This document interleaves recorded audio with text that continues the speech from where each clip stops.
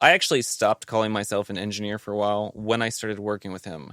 This dude is so detailed, meticulous, and gives so much of a fuck about engineering, where I'd be like, I saw for the first time what an engineer is, or at least to me, and I was like, oh, I'm never going to be this. Like, I don't, and not only can I not be this, is I just don't care this much. I just like making music, like recording. And so it's this weird, I guess I found a limit to my OCD or whatever, or my obsessiveness of Right. how much. So that was the first indication. Yeah. But so the way I got in contact with Eric was I was recording music in the DC area just for bands, things like that. And, producing stuff around town. I felt like I was kind of getting to a commercial saturation point where I'm like, okay, I'm one of like the only dude's doing like, rock music or whatever my kind of thing was, which I guess I kind of pulled from the previous dude I'd assisted for a little bit of time. And so it kind of continued some vein of that aesthetic. But anyway, it's like I've kind of exhausted this resource pool. And frankly, if also not just that, and so I need to be able to eat and, eat as in eat from your job. Make a living. Exactly. Yeah. Make a living. Yeah. The other B side of it was like I felt like my abilities were hitting like a upper limit. Yeah. And I'm like, I'm not doing anything that sounds, I just felt that growth start to slow. And I'm like, if this is where it caps out, that's a problem for me. Like it was a kind of a weird moment.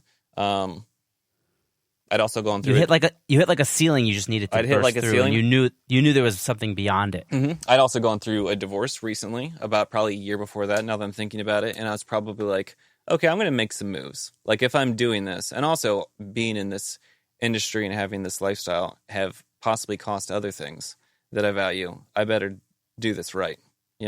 So anyway, I actually just decided I was going to move cities and looked at New York, Nashville, or Los Angeles, and I was like, well, New York's cold, and I don't want to do that anymore. And I don't really like Nashville, that I wouldn't want to live there. Let's just say that. Or at least that was my indication at the time, and so far that seems to check out whenever I visit. It's a fine little city. But I was like, LA sounds pretty cool. Like, that could be all right. So I decided I was going to move for a year and just see what went on. And I was like, okay, I should probably try and find some work, maybe, and ways to like people to learn from, whatever else. And Eric was in my brain. So I literally just emailed him and said, hey, I think I sent some kind of like basic demo reel of whatever I had at that point. Which that feels really weird sending. I don't think anything I did was ballsy, except for attaching a demo reel of things I worked on to Eric sending that to Eric Valentine. Right. That's I will like really like exposing yourself. That felt here's the SoundCloud link. That was an uncomfortable thing to do, and frankly, it never stopped being that. Anytime I showed him, have shown him anything, where I'm like, it's gotten more, but there's the thing is, when you have someone that you respect that much and is so good, yeah. Right. Anyway, so I emailed, and they just happened to be looking for someone at the time, so I came out and talked to him, and because I was flying out anyway, so interviewed with him. I mean, literally just met and talked for like 30 minutes, and he kind of told me, yeah, I think you're a little far along for what we need. We kind of just need someone to get food. And I was like, that's chill. I don't care. Like, I want to learn and whatever else. So I've assisted someone else before, not an issue. And he's like, well, you've already like recorded projects and things like that. I just feel like you're gonna whatever. And it's like, no, it's not a thing. I definitely want to do this. So let me do it. And then I flew back to DC. And got an email when I got back off the plane. I got an email from him saying, "Sorry, we found someone else, but thanks for coming out and doing this." And I was like devastated because I'm like, "Fuck!" Like, all right, well, that was my play. That was at least for that go round, and still worth it. But it certainly didn't feel good. And I was exhausted. Went to sleep for like 5 hours, and then I wake up to another email that said, "Hey, sorry, actually, there's been a slight change. We do want you. When can you come out?" Wow. Yeah. So I'm like, okay, so there's some type of story there that I don't know about. But also I just like woke up and I was like, all right, I guess I'm like moving to California. And yeah, so I packed up my stuff and drove. Yeah. You drove all the way across the country with a girl. You always just to make it interesting, you always have to add, like I said, if you're going to have your movie going, you might as well, make it fun. So then I just started working for Eric, and that dude is a workhorse 6 days a week, 10, 12 hours a day, or at least was when we were working at full steam. And before he got married and had a kid. Mm-hmm. Yeah, big life changes there. But that dude worked so hard, and it taught me. I don't even know where to begin of what I learned from everything. Yeah, a whole lot of things. So it's pretty. Wow. I'm pretty lucky.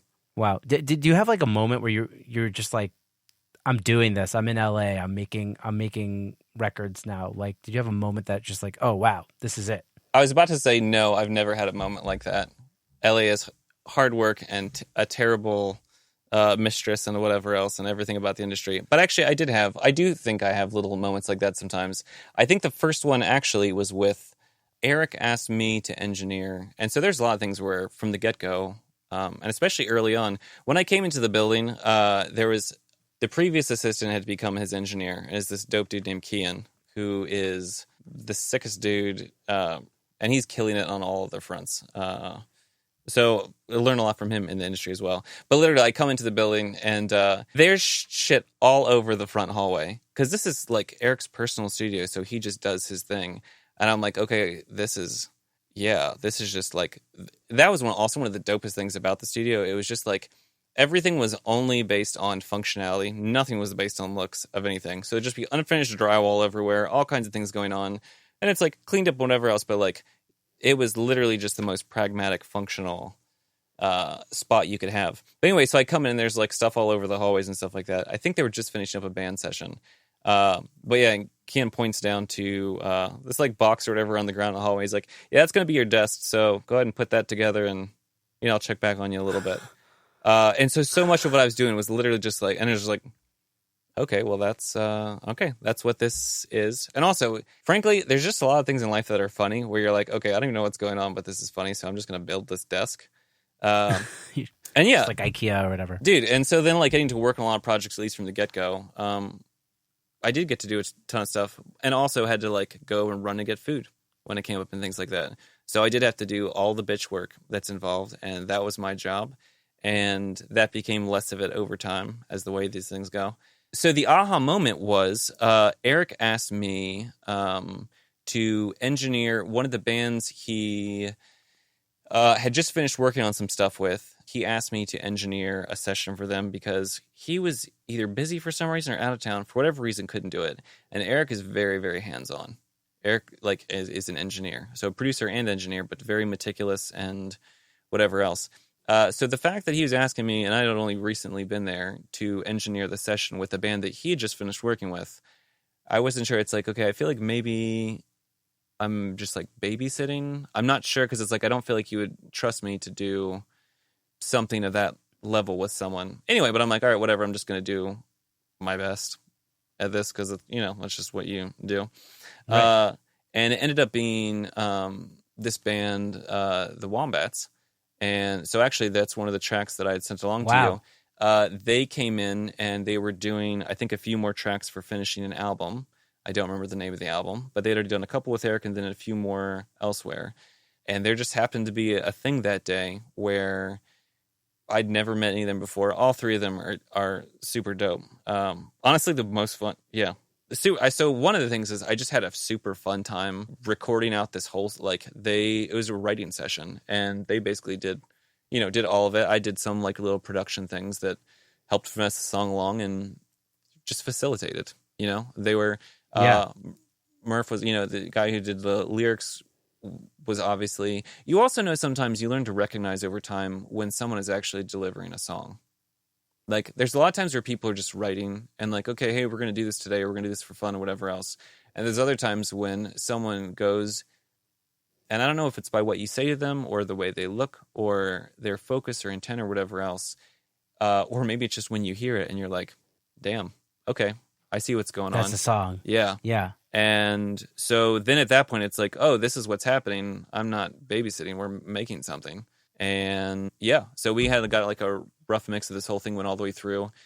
and it ended up getting tweaked by whatever producer I think they had a producer that went through kind of at the end and kind of cohesified some of the tracks or whatever else. But yeah, the whole, basically all the rough stuff, and you can still hear things that have been tweaked with and mixed and things like that wouldn't have been things I would do. But also, anyway, the one, crazy hearing something in the first few months of coming to a studio where I came across the country and whatever else, and then being able to see that song released and whatever else, and be like, damn, I did, like, got to be a part of that. So there's the immediate moment of later.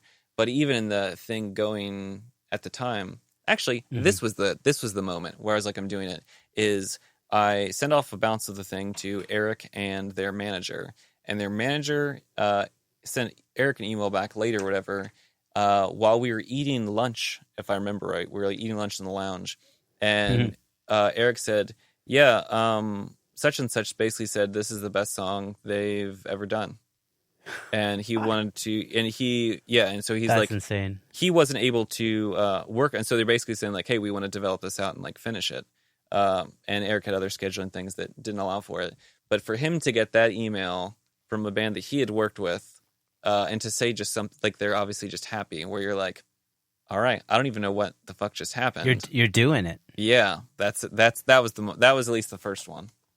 That's great. Yeah. I actually just interviewed the other night a guy named Carl Bonner, who's done a bunch of remixes for the Wombats. That's sick. If I'm not mistaken, he's buddies with them also.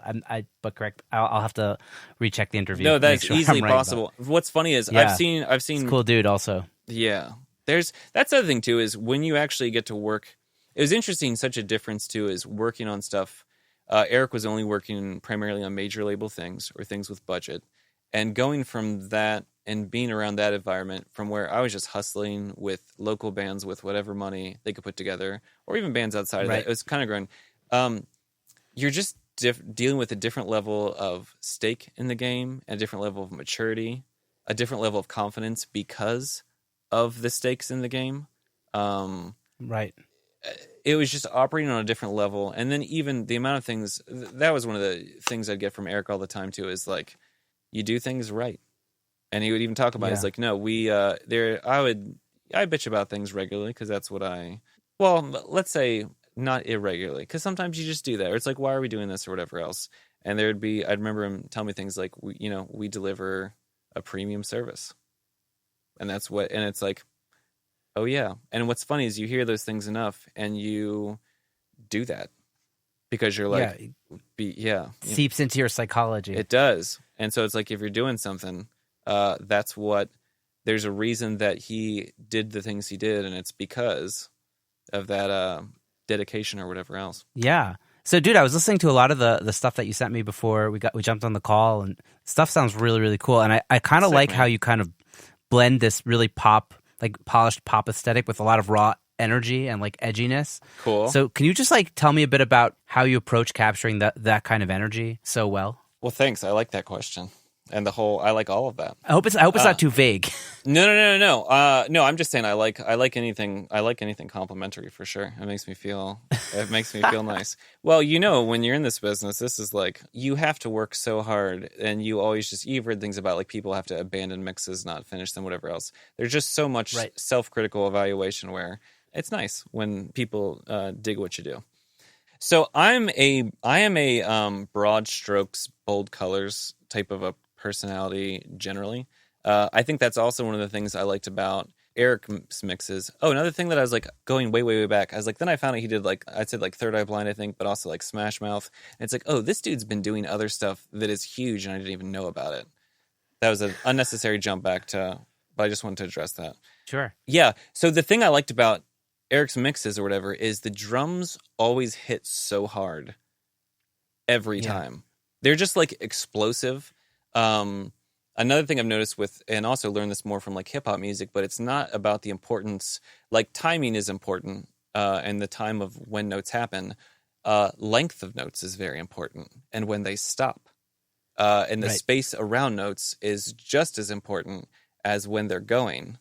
And I feel like a lot of people forget they always know about when to focus on the start and not on the finish. Right. And yeah, that's something I've learned as like a bass player. Yeah. Like, when you stop that note, so important. Rhythmically, what happens, and that's that exactly. Oh, and also as a bassist, you would understand. And so I ended up playing bass in a